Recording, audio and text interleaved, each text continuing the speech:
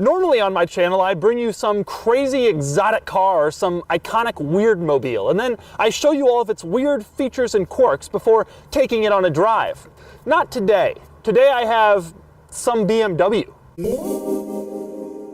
But this isn't just any some BMW. This is the new BMW M2, which starts around $53,000 and uses a turbocharged 6-cylinder that makes 365 horsepower and 343 pound-feet of torque.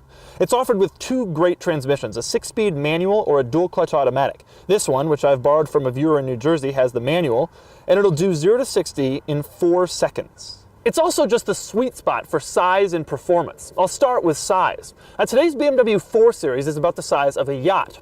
The BMW 5 Series is about the size of a military flotilla. And the 6 Series is roughly the size of all of the world's oceans added together. And that leaves room at the bottom of the BMW lineup for the 2 Series to slot in, and it fits in ever so perfectly. It's nearly a foot shorter than the 3 Series. It's a foot and a half shorter than the 5 Series, and it's also narrower than both cars.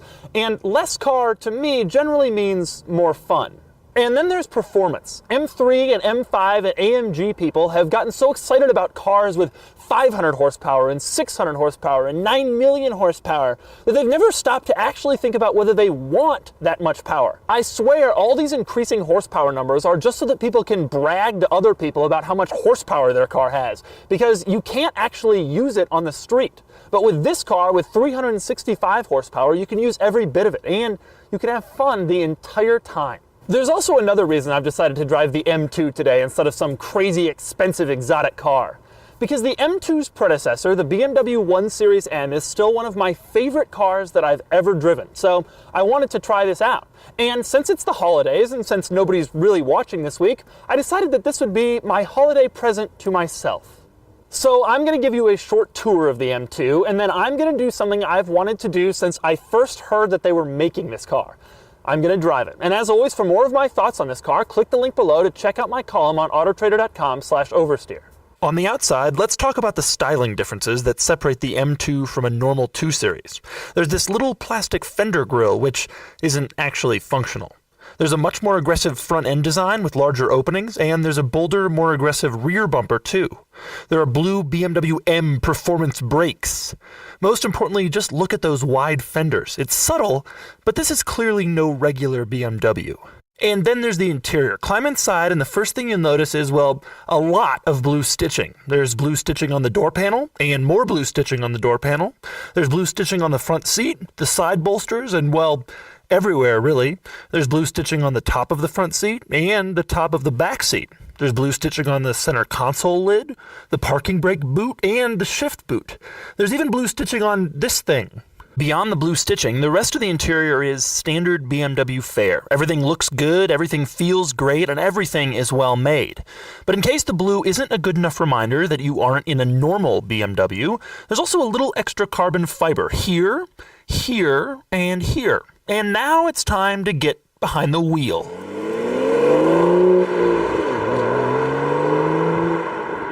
It already just feels so good. The transmission is just, the shift lever and everything is so nice. So smooth, and it just slots right into gear.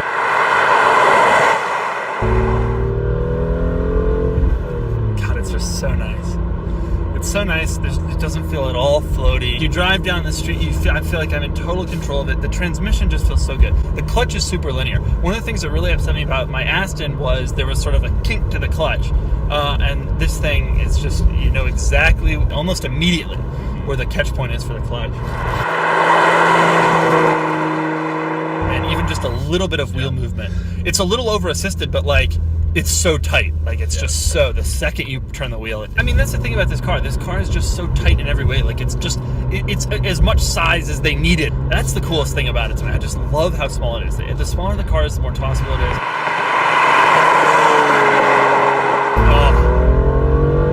That's the thing. It's so fast. It might not be fast in comparison to, like, a 488 or whatever, but a 911 turbo. But what do you need? I just love going through the gears. Yeah. There are some stick cars where it's a chore, and there are some stick cars where it's just a total joy. Oh, those downshifts are so sweet, and rev matching is so easy. I've been driving this car for 7 minutes, and I'm already like rev matching is figuring it out because it's so easy. It's not like I'm good. It's just an amazingly good clutch and such an easy gear lever to get into place, and it revs very quickly. So the ride's a little harsh. Oh yeah. And so this doesn't have adjustable suspension, which means that this is kind of the ride you're dealing with. The heated steering wheel is the greatest invention in the history of the automobile. And auto blip too on the downshift. Oh, does it? Oh yeah. There's no part of me that isn't sick of these BMW turn signals. I just get so tired. Just make it work like normal. Yeah. That's not something that needed to be fixed. It's a very cold day, so we're a little bit worried about tire temperature, but this car just, I feel so confident driving it. It's so good around corners. It's so flat, and it's just so tossable. And that's the thing about cars the size of this car. It's just so much more tossable. The people who have the M3s and they want the serious power, they get to accelerate really fast and have their fun that way. But it's so much more fun on these back roads where you just kind of throw the car into each corner and you really feel every little bit of the car, and it's so great. The best cars are the ones that you get in and you just instantly feel confident and capable in, and this is one of those cars. It's not, about half the cars I drive are not like that. Half the cars I drive, when I finish driving them, I'm still sort of in awe of and a little intimidated by, including my Viper. But this is one of those cars that, 2 or 3 drives, you feel like a master of this thing already. And it ain't you. It's the car. The car is really, really capable of making you feel that way. So that's the BMW M2. People with M3s will argue, and people with M5s will get mad, and people with M6s will change the Earth's gravitational pull every time they drive their cars. But the simple truth is this. This is the best current BMW M car. No, you won't impress anybody with only 365 horsepower and only 4 seconds 0 to 60, but I promise you this. You will be impressed every single time you get behind the wheel.